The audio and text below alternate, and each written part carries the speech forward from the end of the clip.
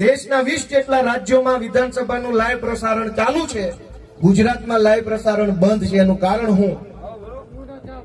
એનું કારણ એક જ કે અહીંયા જેને સિંઘમ ચિતરવામાં આવે છે ને પટાવાળા છે, તમે જાણી ન જાવ ને એટલે લાઈવ બંધ રાખ્યું છે. જો મિત્રો, ગોપાલ ઇટાલિયા એવું કહે છે કે જે પણ તમારા એરિયાના ધારાસભ્ય છે મિત્રો, તે સિંઘમની જેમ ફરતા હોય આખા ગામમાં કે શહેરમાં કે જિલ્લામાં, ત્યાં ગમે ત્યાં તમે જોવો ને તેની સિંઘમની જેમ ફરતા હોય. પરંતુ જ્યારે વિધાનસભા આવે અને એની અંદર એ જાય ત્યારે એ પટ્ટાવાળા બની જાય છે. આવું ગોપાલ ઇટાલિયા અનેક વખત મિત્રો જ્યારે પણ મીટિંગ થાય ત્યારે એ અનેક વખત મંત્રીને અને ધારાસભ્યને ટાર્ગેટ કરે છે. આખો આપણે આ વિડીયો જોઈએ. ચાલુ છે, તામિલનાડુમાં ચાલુ છે, તેલંગાણામાં ચાલુ છે, ઉત્તર પ્રદેશમાં ચાલુ છે. દેશના 20 જેટલા રાજ્યોમાં વિધાનસભાનું લાઈવ પ્રસારણ ચાલુ છે. ગુજરાતમાં લાઈવ પ્રસારણ બંધ છે. એનું કારણ શું?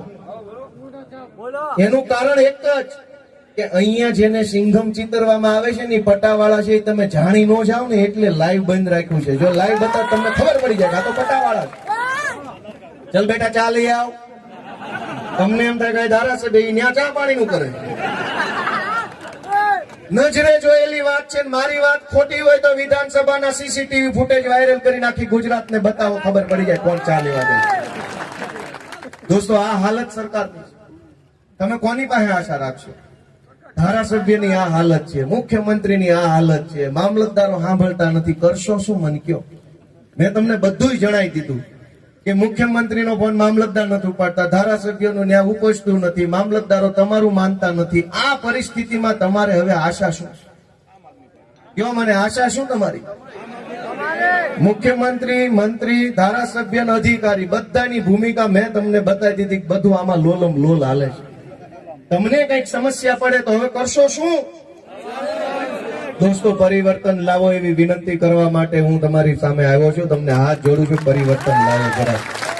ક્યાં સુધી આ બધું સહન કરશો?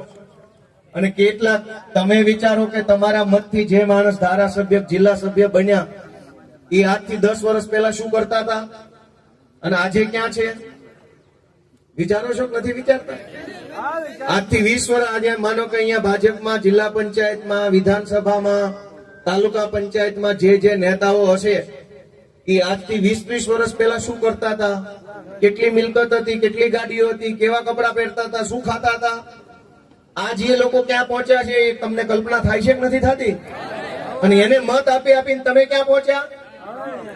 એ ઉપર ગયા અને તમે નીચે ગયા. આવું થયું કે ન થયું?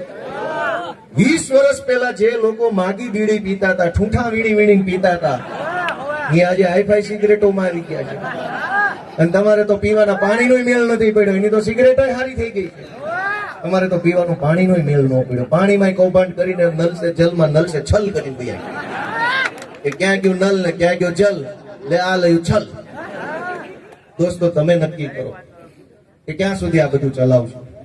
અમે તો દોસ્તો તમને વિનંતી કરવા માટે આવ્યા છે કે છેતરાઈ જાતા નહીં. દરેક ચૂંટણીની અંદર હિન્દુ, મુસલમાન ને પાકિસ્તાન ને કાશ્મીર ને દબાયું બટા વાત પૂરી. પછી 5 વર્ષ પછી આવે ને.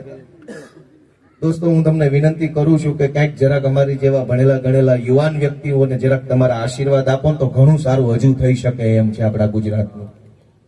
આજકાલ લોકો લાચારીમાં જીવી રહ્યા છે. કોઈ કાઠિયાવાડમાં એમ કહેવાય મરવા વાકે જીવે છે. એવું આ બાજુ બોલે છે, મરવા વાકે જીવે. એટલે હું આજ મરું કાલ મરું, આજ મરું કાલ મરું. અંદરથી માણસને રોજ છોકરાનું મોઢું દેખાય ને એટલે એમ થાય નથી મરું. આવા અનેક માણસો આવી રીતે જીવે છે લાચારીમાં. ખિસ્સામાં પૈસા નથી, દિવાળીનો તહેવાર આવે છે, અંદરથી એમ થાય કે 2 કપડા હારા લેવા છે, દીકરી માટે આ લેવું, દીકરા માટે આ લેવું, નથી પૈસા. ગામની અંદર 2 જ લોકો પાસે સારામાં સારા પૈસા હશે. તમે જો ધ્યાનથી જોશો ને તમારા ગામમાં અવલોકન કરજો. અહીં તો 50-100 ગામના લોકો છે. તમારા ગામમાં જે દારૂ વેચતો હશે એનું ઘર સારું હશે, એનું મકાન સારું હશે, એની પાસે પૈસા સારામાં સારા હશે. અને એક જે ભાજપનો કઈક મોટો આગેવાન હશે ને એની પાસે સારા પૈસા, બાકી આખું ગામ કંગાળ હશે. સાચું હોય તો બધા ના પાડે, ખોટું હોય બધા ના પાડે. 2 જ લોકો પૈસા વાળા છે ગુજરાતમાં, ભાજપ વાળા બુટલે કરો. બીજા માણસ લાચાર બનીને ફરે છે. અમે તમને વિનંતી કરવા આવ્યા છે કે આટલું શું કામ સહન કરવું છે આપણે? આ બધા ચૈતરભાઈ, ઈસુદાનભાઈ, અમારા નરેશભાઈ બારિયા, બાબુભાઈ, આ બધા ઉપર કેસ થયા. બાબુભાઈ ડામોર LIC ની અંદર નોકરી કરતા હતા, એને રાજીનામું મૂક્યું. અહીં કડાણાના છે. અને એમણે હું કામ રાજીનામું મૂક્યું? ભાઈ અહીં કઈ બની જવાનું હતું ધારાસભ્ય ને સાંસદ ને મંત્રી? છતાં એ સમાજની લડાઈ લડવા માટે આવ્યા. જો એને ધારાસભ્ય બની જવું હોત, મંત્રી તંત્રી બની જવું હોત, તો એ આમ આદમી પાર્ટીને થોડા જોડાવાની જરૂર હતી. તો ભાજપમાં જાય જલ્દી વારો આવી જાય. અહીંયા તો સંઘર્ષ વધ્યો છે. અહીં તો સંઘર્ષની પાર્ટી છે. અહીંયા તો માર ખાવાનો છે. અહીંયા તો ગાળો ખાવાની છે. અહીંયા તો